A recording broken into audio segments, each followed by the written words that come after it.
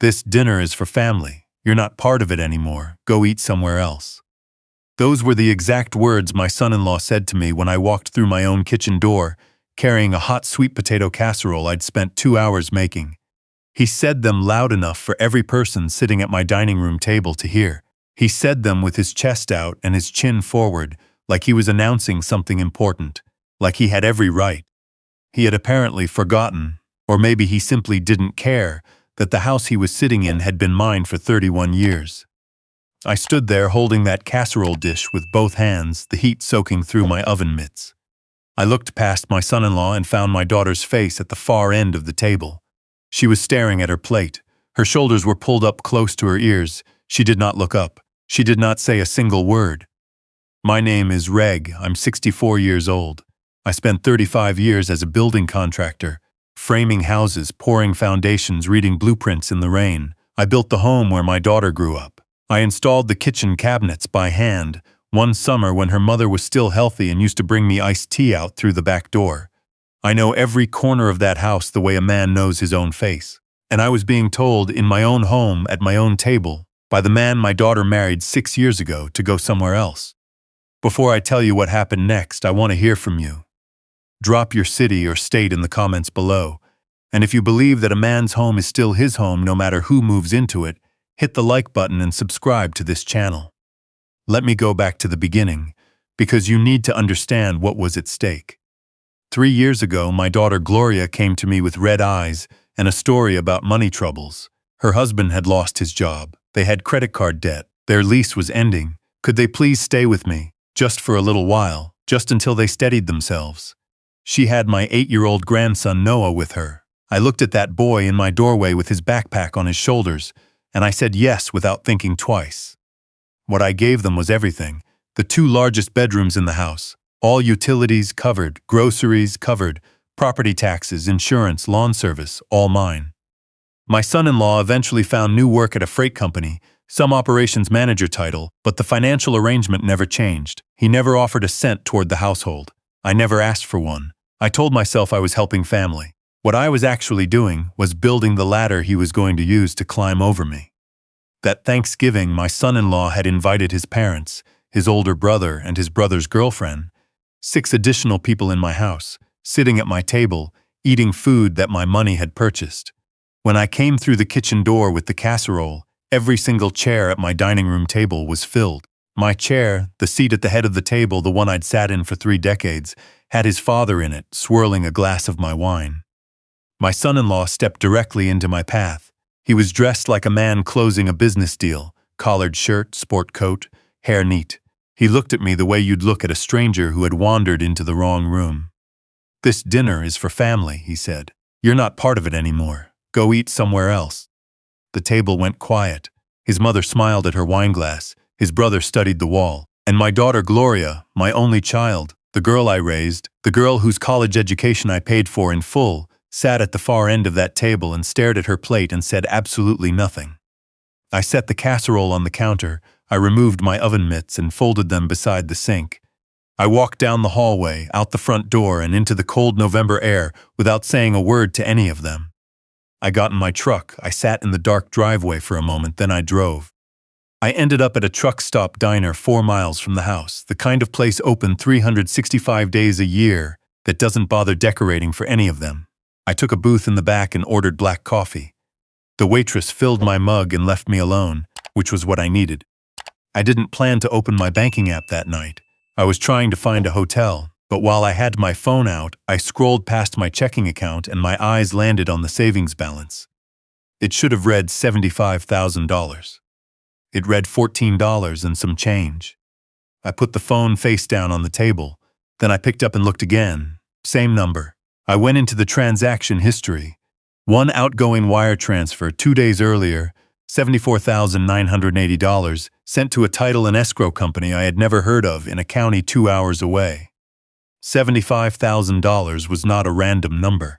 It was the exact amount of my wife's life insurance payout, the money I received after she passed from a stroke 4 years ago. I had placed every dollar of it into that savings account and made myself a quiet oath. It was for Noah. When the time came, it would pay for his college without leaving him owing a cent to anyone. That money was his grandmother's final gift to him, and someone had taken it.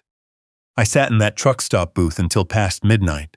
The transaction date was 2 days ago, a Saturday, when I'd driven across town to pick up weather stripping for the back door, and my son-in-law had offered to take Noah to soccer practice.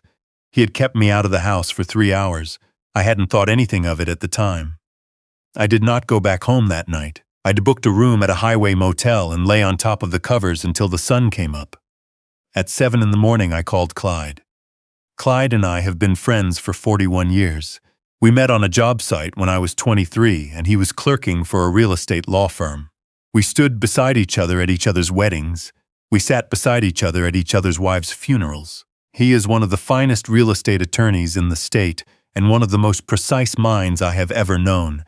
And when I left him that voicemail at 7 in the morning the day after Thanksgiving, he was at his office door waiting for me by 8. He took one look at my face and didn't offer pleasantries. He just pointed at the conference room. I told him everything: the money, the wire transfer, the amount, the date, the name of the escrow company. I spoke the way I used to give project reports on his job site: facts, sequence, numbers. Clyde listened without interrupting once. When I finished, he turned to his computer. "A transfer that size doesn't clear on a stolen password," he said. "Someone gave themselves legal authority over your account. There's a document out there." He logged into the county recorder's database and ran a search on my name and home address. The results loaded. There it was, filed 18 days ago, a Tuesday morning. A durable power of attorney granting my son-in-law complete legal control over my finances, my property, my personal affairs. My signature was on the last page. It was nearly flawless. Every slant and loop precisely matched to my real handwriting, the kind of forgery that takes practice to produce. Beneath it was a notary stamp from an office that turned out to operate out of a check-cashing store near the highway. Clyde read the key provisions aloud. My son-in-law could access every account tied to my name. He could sign contracts on my behalf. He could sell property I owned. That last one sat in the room like something heavy. Clyde ran a cross-reference on pending real estate transactions tied to my home address. There it was. My house listed as a pending sale to a commercial development company for $680,000. Cash transaction. Closing date, December 31st. It was currently the Friday after Thanksgiving. We had 33 days. He pulled up the escrow company that had received my $75,000. It was a legitimate brokerage that handled high-value transactions. He ran my son-in-law's name through the state property database against that company's pending files. A listing appeared. A 2-bedroom condominium on the 18th floor of a new glass high-rise downtown. Purchase price $950,000. The $75,000 was the earnest money. The $680,000 from my house sale would cover the rest. He was selling my house to buy himself an apartment, and I was the one who was going to be left with nothing. I drove back home that afternoon and walked in like a man who had accepted defeat. My son-in-law was on the couch watching football. He looked up at me when I came through the door. "Glad you came around," he said. "I was starting to think I'd have to change the locks." He told me he'd already spoken to a senior care facility near the interstate. He described it with the emotional warmth of a man describing a storage unit.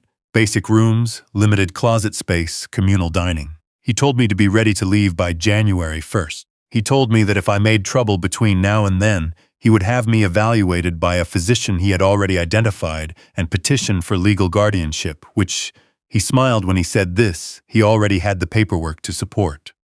I nodded slowly. I told him I understood. I went upstairs and sat on the edge of my bed and let the room settle around me. That night, my daughter knocked on my bedroom door and came in before I answered. Her eyes were swollen. She sat in the corner chair and twisted a tissue in her hands and told me that her husband was working on something important, a business opportunity that was going to change everything for their family. And she needed me to please just cooperate for the next few weeks. She said their marriage had been under enormous strain and this deal was going to fix it. She looked me in the eye and she begged me not to ruin it for them. She was not asking me to forgive him. She was asking me to hand him the knife. I patted her hand gently. I told her I was tired. She left looking reassured. She had no idea what I had already found. The following morning, I withdrew $3,000 cash from a small personal account my son-in-law didn't know existed, and I hired a private investigator, a retired state trooper who had spent 22 years working financial crimes before going independent. I explained what I needed and gave him my son-in-law's name, his photo, and the address of the downtown high-rise. He called me 4 days later and asked me to meet him in the parking structure on 5th and Meridian. He handed me a manila envelope and told me to take a breath before opening it. The photographs were taken with a long-range lens, crisp and clear. My son-in-law standing in front of the glass lobby of the high-rise building. My son-in-law walking through the marble entry with a young woman beside him, mid-20s, dark hair, expensive coat. My son-in-law with his arm around her waist. My son-in-law signing a delivery receipt while she pointed at a sectional sofa in a furniture showroom window. The investigator told me her name, her age, where she worked, a junior account coordinator at the freight company where my son-in-law had been employed for 2 years. They had been involved for at least 8 months. He had registered 2 key fobs for the building's private elevator system, one for himself, one for her. There was no room set up for Noah in any of those photographs, no child's bedroom, no school books on the counter, no trace of my daughter's existence anywhere in that building. My son-in-law had not been planning to save his marriage.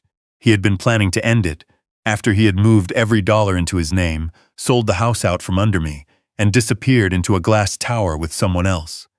My daughter had been in my kitchen 3 weeks ago, gripping my forearm, asking me to cooperate, telling me this deal was going to save her family.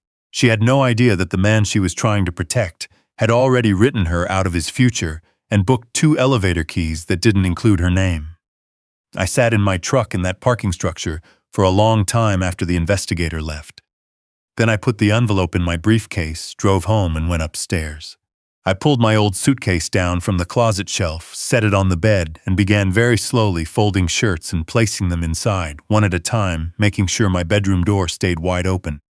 Within 20 minutes, my son-in-law appeared in the doorway with a glass of my whiskey in his hand.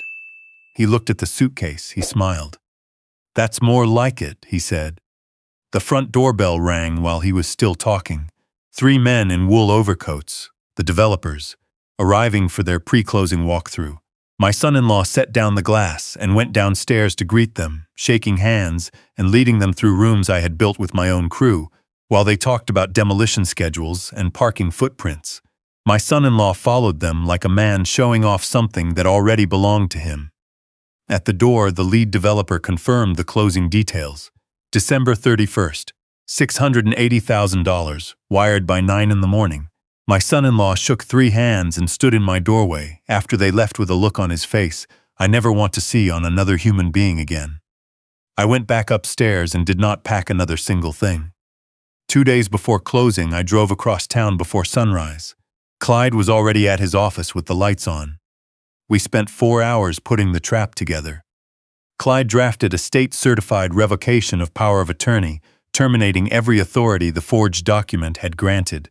We bypassed the standard mail process and filed it directly through the expedited attorney portal. The system returned a 12-digit confirmation number within minutes. The revocation was on record. It was legally binding and effective immediately. My son-in-law had no way to know it existed.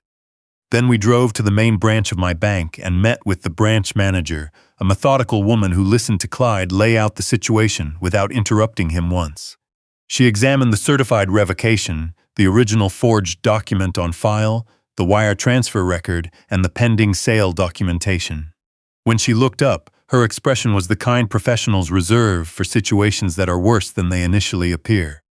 Clyde told her that a wire transfer of $680,000 would attempt to clear into a specific escrow account on the morning of December 31st. He asked for a hard freeze on every account tied to my Social Security number, and he asked for the regional federal fraud unit to be notified before business hours that morning. She made the calls. She did not hesitate. I drove home that afternoon and passed my son-in-law in the hallway. He looked at me the way he always did, comfortable, settled, certain. "Ready for the big day," he said. I told him I was almost finished packing. He nodded and went back to his phone. December 31st arrived gray and cold. My son-in-law came downstairs in a suit I had never seen, dark navy, perfectly fitted, the kind that costs more than most people's monthly mortgage. He poured himself coffee without offering me any. He checked his watch. He told me the transport van would arrive at noon on New Year's Day. He told me to be on the porch with my bag when it pulled up. He told me not to make a scene in front of the neighbor. My daughter stood beside him in her bathrobe. She straightened his tie. She told him how proud she was of the way he was providing for their family. She kissed him on the cheek. He smiled at her, warm, steady, practiced, false, and he left. She watched his car from the front window. When she turned around and found me still at the kitchen table, her expression cooled. "Have your things ready," she said, and she went upstairs. I waited 10 minutes. Then I walked out the back door with my briefcase and drove to the bank. Clyde was already in the branch manager's office when I arrived. We sat in front of her monitor and watched the live display on the flagged escrow account. At 9:22 in the morning, a wire transfer of $680,000 hit the account threshold. The transaction stopped. The screen went red, account suspended, transfer intercepted, federal alert triggered. Clyde uncrossed his arms and set them in his lap and let out one long, quiet breath. The branch manager was already on the phone with the fraud division, reading off confirmation codes in a steady voice. I didn't feel like celebrating. I felt the way I used to feel after a long structural inspection on a building everyone else thought was fine. Relieved that I had looked closely enough. Exhausted in the way that only comes after sustained, careful work. We drove back to my house. 2 investigators from the Financial Crimes Unit met us there, arriving in an unmarked car with federal credentials on their belts and the particular stillness of people who have done this before. We positioned ourselves in the living room. Clyde beside my armchair, the 2 investigators at the edges of the archway, out of direct sightline from the hall. I sat down. We didn't wait long. I heard my son-in-law's car before I saw it, engine running hot, tires too fast through a residential street. He jumped the curb, pulling in. The car door opened before the engine stopped. He came through the front door without his keys, calling my name before he cleared the hallway. He came through the archway and stopped. He saw me in the armchair. He saw Clyde. He saw the 2 men standing at the room's edges with credentials on their belts. He tried to recover. He actually tried. He forced a breath, forced a smile, and started explaining to the room, loudly, for everyone, that this was a misunderstanding, that he had been assisting me with my finances with my full knowledge, that I had been showing worrying signs of confusion lately, and the family had grown concerned, and that he was certain we could resolve this privately like reasonable adults. He looked directly at me. He called me Dad. He asked me, standing in front of 2 federal investigators, to please tell them that everything between us was fine. I looked at him for a long moment. I didn't say a word. The lead investigator stepped forward and began to speak. He listed what they had. The forged power of attorney filed with the county recorder 18 days ago. The unauthorized wire transfer of $74,980 from a savings account the power of attorney had been used to access. The fraudulent pending sale of residential property using a legal instrument that had been revoked and registered with the state 2 days prior. And the wire transfer that had just been intercepted, $680,000 across state banking lines, which elevated every underlying charge to federal wire fraud with mandatory minimum sentencing guidelines. By the time the investigator finished speaking, my son-in-law's hands were shaking visibly at his sides. That was when the back door opened. My daughter had run home to grab something she'd forgotten, Noah's library book, as it turned out, and she walked straight into it. She stood in the kitchen archway in her coat and scarf, looking at the 2 federal investigators, at Clyde, at her husband standing in the center of the room with his face the color of old concrete. She took 1 step toward him. He turned and pointed at her. He said it had been her idea. He said it from the very beginning, the whole plan, finding the notary, everything. He said she had hated living in my house for years and had pressured him relentlessly to find a way out.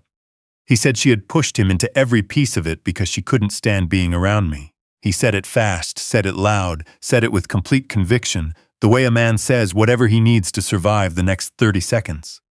My daughter's hand came up slowly and covered her mouth. I stood up from the armchair. I reached into my briefcase and took out the envelope from the investigator. I walked across the room and spread the photographs across the coffee table in front of my daughter. I told her what they showed. I told her about the high-rise, about the condo on the 18th floor. I told her about the 2 elevator key fobs, One registered to her husband, one registered to a 26-year-old woman from his office. I told her there was no bedroom set up for Noah. I told her the plan had never been to move their family somewhere better. The plan had been to cash out everything, close every door behind him, and disappear with someone else while she was still standing in my kitchen, telling me how proud she was of him. My daughter picked up one of the photographs. She looked at it for a long time without speaking. The sound she made when it finally hit her was not a scream. It was something quieter and harder to hear, low and hollow, and coming from somewhere deep. She sat down on the floor right where she was standing, still holding the photograph in both hands, and she wept in a way I had not seen since we buried her mother. My son-in-law was still talking, still constructing, still explaining, when both investigators stepped forward. They moved him to the wall. I heard the handcuffs close. I heard his voice break when they read him his rights, and I watched them walk him out through my front door, down the concrete steps I poured with my own hands 31 years ago, and into the back of their vehicle. Clyde gathered his briefcase and put a firm hand on my shoulder on his way out. Then the door closed, and it was just me and my daughter in the house, alone for the first time in 3 years. She was still on the floor. She looked up at me and she started to apologize, over and over, the words falling on top of each other. She said she hadn't known all of it. She said she hadn't known about the woman, hadn't known the plan was to leave her behind with nothing. She said she had trusted him. I believed her about the woman. I believed her about not knowing the full shape of it. But I also remembered her in my kitchen not 3 weeks ago, gripping my arm, begging me to cooperate. She had known something was being orchestrated using my name and my property. She had chosen not to look too carefully because looking might cost her a comfortable life. That was its own kind of decision. I told her she had 30 days to find somewhere else to live. I told her I would cover first month's rent somewhere modest, for Noah's sake and only for Noah's sake. I told her that the $75,000 her home was already in the process of being recovered, and that Clyde had drafted a legal trust in Noah's name the day before, irrevocable, independently managed, inaccessible to anyone but Noah himself, available to him at 23 for education or a first home, exactly as his grandmother had intended. She would not be able to borrow against it, petition it, or touch it under any circumstances. She didn't argue. She sat on my floor and she cried and she didn't argue. I went to the kitchen and made myself a cup of coffee. The house was quiet, the kind of quiet I had almost forgotten. 6 weeks later, I sat at the head of my dining room table on a gray January morning with a mug of coffee and the newspaper, the way I used to on Sunday mornings before any of this started. Every chair around me was empty. The house was mine again in every way that mattered. My son-in-law was in federal holding, awaiting trial, bail denied. His attorney had filed motions that were going nowhere. The wire fraud charge alone was going to take years off the table before any plea negotiation began. My daughter was in a small apartment on the other side of town. Noah came for dinner on Wednesdays and every other weekend. He didn't fully understand what had happened. He was 8 years old and more interested in his soccer team than in adult disasters. And when he sat across from me at that table eating his soup and telling me about his week, I felt something loosen in my chest that had been pulled tight for longer than I'd realized. I looked around the room I had built. Same walls, same light fixture I'd installed the summer my wife put in the rose bushes out back. Same table where we had celebrated 30 years of ordinary life before any of this poisoned the air. I took a long sip of my coffee. I had spent 64 years believing that loving your family meant absorbing whatever they put down in front of you and calling it gratitude for the privilege of being needed. It took being told to go eat somewhere else in my own house to understand that was not love. That was a slow disappearing act I had been performing on myself for years. A home is not simply a structure, it is the record of everything a man worked to build and everyone he chose to build it for. It is worth defending, even when the threat comes from inside the walls. I had defended mine, and that morning sitting at my own table in a house that was quiet and entirely mine, that felt like more than enough.